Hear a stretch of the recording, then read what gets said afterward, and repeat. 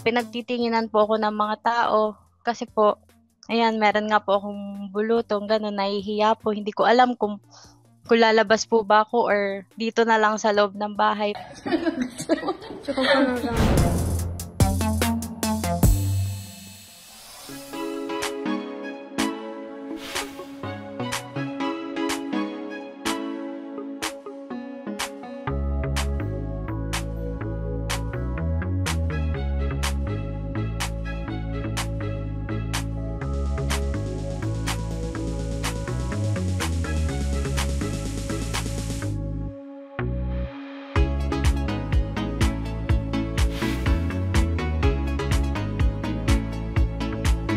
Kasi po during that time po, 'di ba po ang tagal nga ng 6 months. Una nagsayaw po ako sa dance workshop.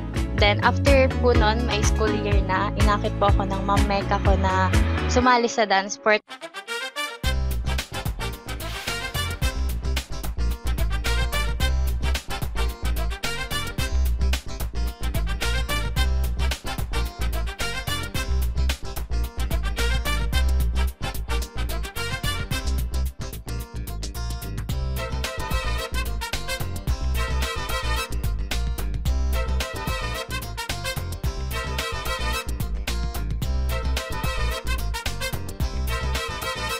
Nakatulong ng paglulus ng weight niya yung dance sport. Sa face naman po niya, kaya nawala po siguro yung mga peklat sa skincare. Kumbaga nawala po yung mga dark spot.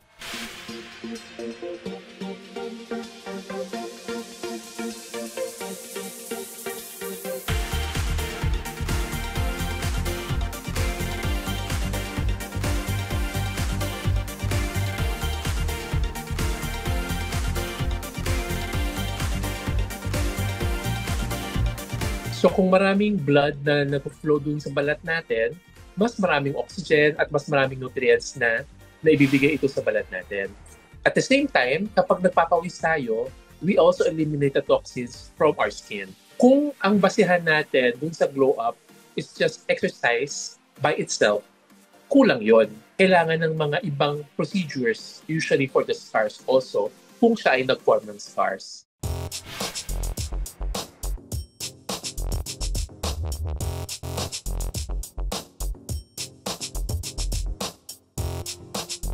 Tuloy-tuloy pa rin po yung pagsasayaw niya. Tapos nagbuo po sila ng grupo, dance company po. Yun, nagtuloy-tuloy po sila pagsasayaw dito sa Burgos. Nadayo na po sila, kinukuha sila para magsayaw. Yun, tuloy-tuloy lang po.